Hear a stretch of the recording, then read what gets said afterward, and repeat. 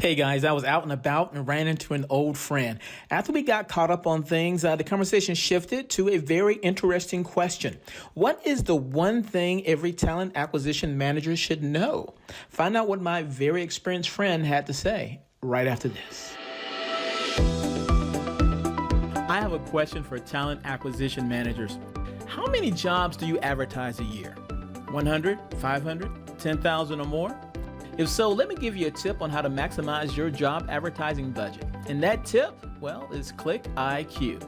ClickIQ's automated job advertising platform manages, tracks, and optimizes the performance of your job advertising in real time, focusing your money where it's needed most to reach both active and passive job seekers across Indeed, Google, Facebook, Instagram, and an extensive network of job boards. So, talent acquisition managers, if you want to make sure you are getting the most value out of your job advertising budget, I highly suggest you check out ClickIQ online at www.clickiq.us. That's www.clickiq.us. Or you can email me directly. My email is jim@clickiq.us. That's right. I was so impressed by the technology behind ClickIQ that I joined the company. I think you will be impressed as well. Again, on the web, www.clickiq.us, or email me directly, jim@clickiq.us.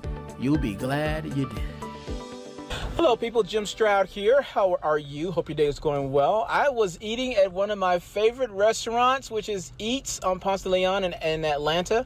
If you're ever in the downtown Atlanta area, you must go to Eats. Love the place. Mean it. All right, so I'm in there eating lunch, and I look over my shoulder and I see an old friend, actually an old manager, someone I reported to back in the dinosaur days, Glen Johnson. I said, Glenn, how are you? Come on over. He came over. We started talking and yakking about stuff. And I said, dude, this should be a podcast. He said, let's do it. So we're doing it. So, ladies and gentlemen, this is Glenn. Glenn, say hello to the people. Hi, people. Glenn, I reported you back in the days.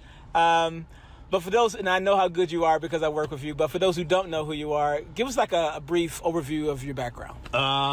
Hey, Jim, it's good to see you again. I am a one-trick pony in talent acquisition is what I say. I've committed my entire career to talent acquisition. At the time we worked together, I was leading talent acquisition at Siemens Energy and Automation, one of the operating companies within Siemens. And I ended up in a different role with Siemens in the shared service function, standing up a talent acquisition services business to be able to support all the operating companies. Mm-hmm. And my most recent role, I led talent acquisition at Delta Airlines, and was responsible for all of the hiring and the contingent labor program there too. Yes. Yeah, it's been quite a ride, Jim. So you're the guy who knows where all the bodies are buried. That's why sometimes I'm the one that gets buried. So you know what? It's good that I want to continue some of our conversation from earlier. So since you've been doing this for so long, what are 2 or 3 things that these new young TA people don't know but should know? Actually, it's kind of more of a.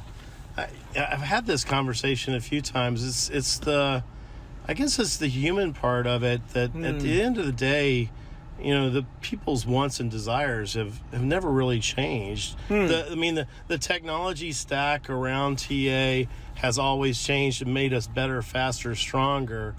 But at the end of the day, people are looking for opportunities to be productive, to be able to support their families, support their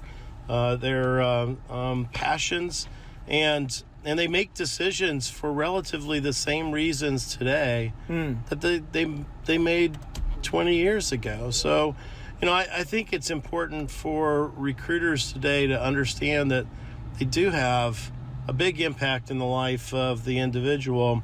And one of the things that we were very focused on at Delta, because clearly a business to consumer business, was candidate experience, because people will also make buy decisions about your product or service based on their interaction in trying to find a job or go to work for a company. So, treating people like humans versus numbers. And I think that, the supply demand thing within the supply side of candidates and the demand for jobs has always had this ebb and flow, but we're clearly in a demand side business right now where there's more opportunities than there are people.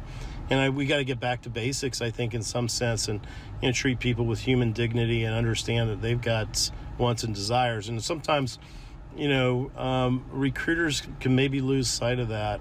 I think that we get into a production mode, and that's one of the things we got to constantly remind ourselves for being more human. That's the killer app.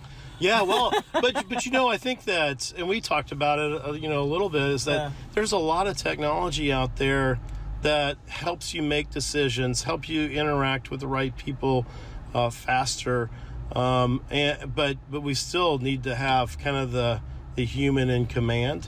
Sure. It's all about being Tony Stark. That's it.